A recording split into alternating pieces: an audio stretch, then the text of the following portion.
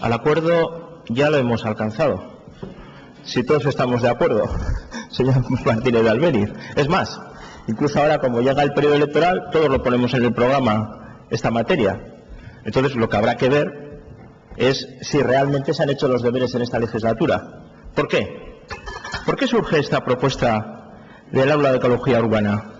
Pues surge esta propuesta porque cuando se está desarrollando los proyectos del tren de alta velocidad, significa que el uso del corredor ferroviario de la Nacional número 1 va a ser utilizado para mercancías. Y además, en el ámbito de Vitoria-Gasteiz, se va a producir el soterramiento. Entonces surge este proyecto, y surge este proyecto diciendo, vamos a aprovechar el uso del corredor ferroviario para potenciar el transporte, y en el ámbito de lo que se refiere no solamente a Álava, a Vitoria-Gasteiz, sino a la periferia más concreta, si hay soterramiento, podemos utilizarlo, mejor dicho, no, haríamos encima del soterramiento un enlace del punto de vista tranviario. ¿Y por qué? Porque evidentemente el proyecto que estaba en estos momentos implantándose en Vitoria-Gasteiz aparece esa posibilidad. Y es normal que todos los grupos tengan opinión sobre qué vamos a hacer con lo que se libere del uso del corredor ferroviario cuando por ahí no pase el tren, sino lo que pase, mejor dicho, no pase el tren de viajeros, sino lo que pase que es el tren de mercancías. Eso es, si ese acuerdo lo tenemos. ¿Qué es lo que tenemos ahora? Pues que por parte de la Diputación ni por parte del Gobierno vasco se han planteado cuestiones concretas.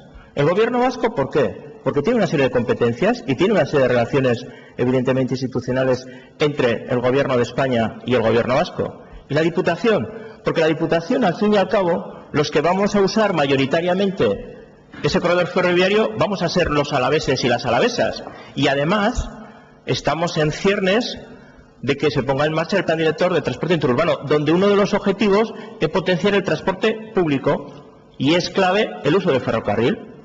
Si lo hemos dicho en la ponencia, en interpelaciones, mociones, en los corrillos, en todos los sitios lo hemos dicho. ¿Cuál es la situación que tenemos ahora de esta legislatura? Porque estamos en este momento también de gestión de esta legislatura. Pues lo que tenemos es una decisión de ADIF de reducción de frecuencias y servicios, donde a través de mociones de estas juntas generales y alguna negociación del Gobierno vasco se consiguió mitigar o paliar esa reducción de frecuencias y servicios. Por cierto, con manifestaciones y concentraciones de muchas entidades locales delante de las estaciones de trenes, porque hubo movilización social, y eso sí que es apoyo a una reivindicación, el que haya movilización social, y planteamos aquí, no sé si 2 o 3 mociones, que también se aprobaron. Esa es la realidad.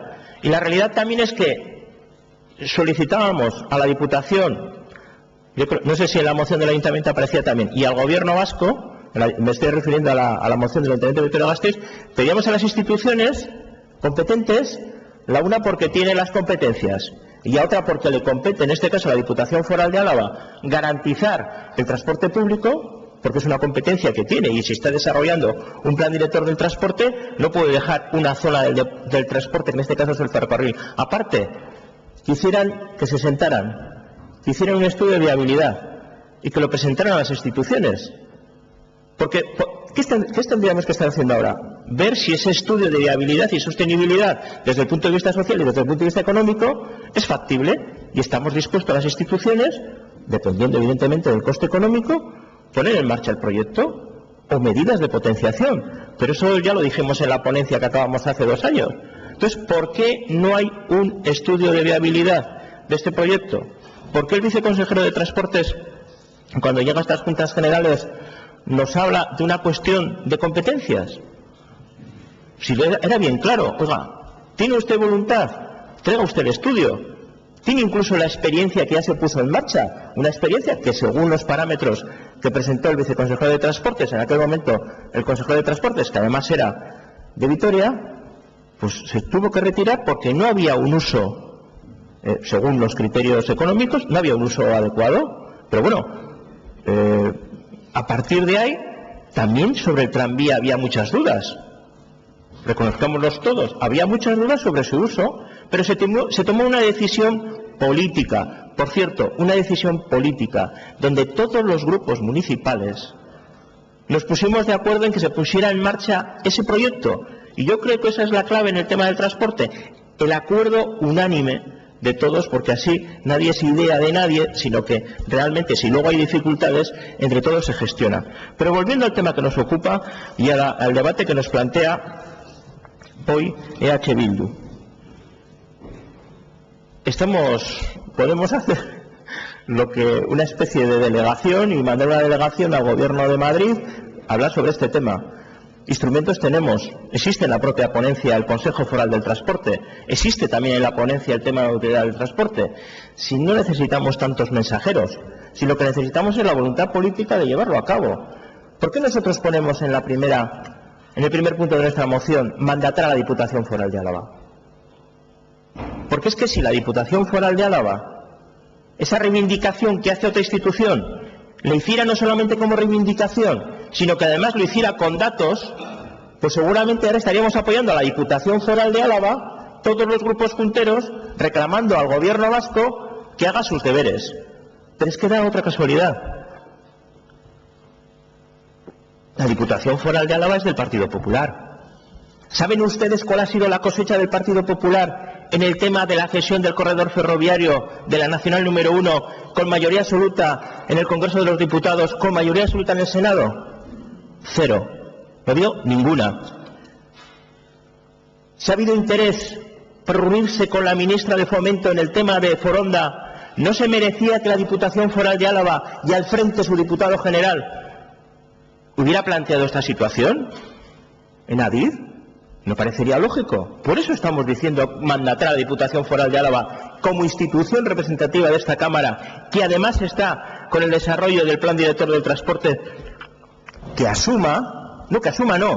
que las Juntas Generales le apoyamos para que empiece a hablar con Adif y con el Ministerio de Fomento sobre estas cuestiones.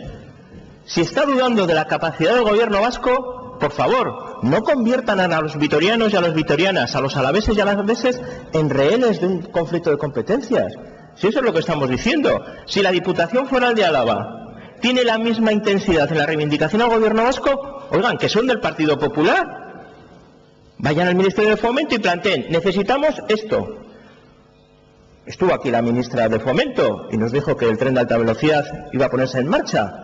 Y sobre este tema no se puede hablar del uso del corredor ferroviario. Si la Diputación Foral de Álava, ¿cómo? No entendería yo jamás que teniendo la capacidad de mayoría absoluta en el Congreso y en el Senado, no tuviese el liderazgo, que nunca he entendido, el liderazgo de esta cuestión. Yo no sé por qué lo trasladan a otros. ¿Asumen el liderazgo? Si realmente han hecho los deberes del Plan Director del Transporte Interurbano, si además creen realmente en este proyecto, oiga, llévelo directamente a Madrid, no espera a nadie. Tiene el apoyo de todas las Juntas Generales, porque lo hemos puesto en mociones, interpelaciones, y eso es lo que decimos nosotros. Fíjese, en programa electoral, si la Diputación Foral de Álava, en vez de reivindicar al Gobierno vasco, dice, voy a reunirme con la ministra de Fomento, voy a hablar con Adif, y voy a hacer que la cesión de uso, o en cualquier caso, el estudio de viabilidad de la posibilidad de utilizar el corredor ferroviario, de aumentar el corredor ferroviario, lo voy a liderar yo. Pero claro, tenemos un problema de confianza. Cuando ha habido la reducción de servicios y frecuencias, la Diputación Foral de Álava se ha puesto como mínimo de perfil. Como mínimo de perfil. En lo que se refiere a decir que es el eje vertebrador que interesa su uso, comprenderá el señor Martínez de Albéniz que es que lo hemos dicho tantas veces que ya resulta hasta cansino, que parece que no tenemos capacidad de convencer a nadie. ¿Cómo vamos a desaprovechar esa infraestructura que ya existe? Es que no tenemos que crear ninguna infraestructura. Lo que estamos diciendo, existe esa infraestructura. Estudiémoslo, potenciémoslo. Igual luego resulta, porque puede pasar, que el uso no sea no sostenible socialmente, sino que económicamente cueste mucho.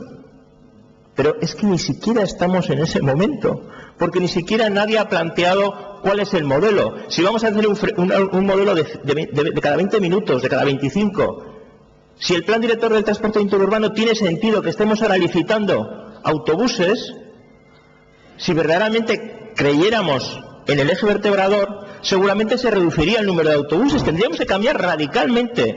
Pero la Diputación ha seguido haciendo esto, no ha dicho, alto, tenemos este eje vertebrador, vamos a estudiarlo. Entonces, esa es la situación. Por cierto, Que sirva también de ejemplo, porque nos hemos olvidado de otro corredor, el de Miranda-Orduña, y ese está funcionando, es un eje vertebrador y no hay ni problemas con las frecuencias ni con los servicios. Es más, siempre que han estado los representantes de esa zona nos han dicho que es un servicio que funciona, que es público y que es rentable. Muchas gracias. Gracias, señor López de Vierna. Por el Grupo Juntero de la JPNV, señor Elosegui.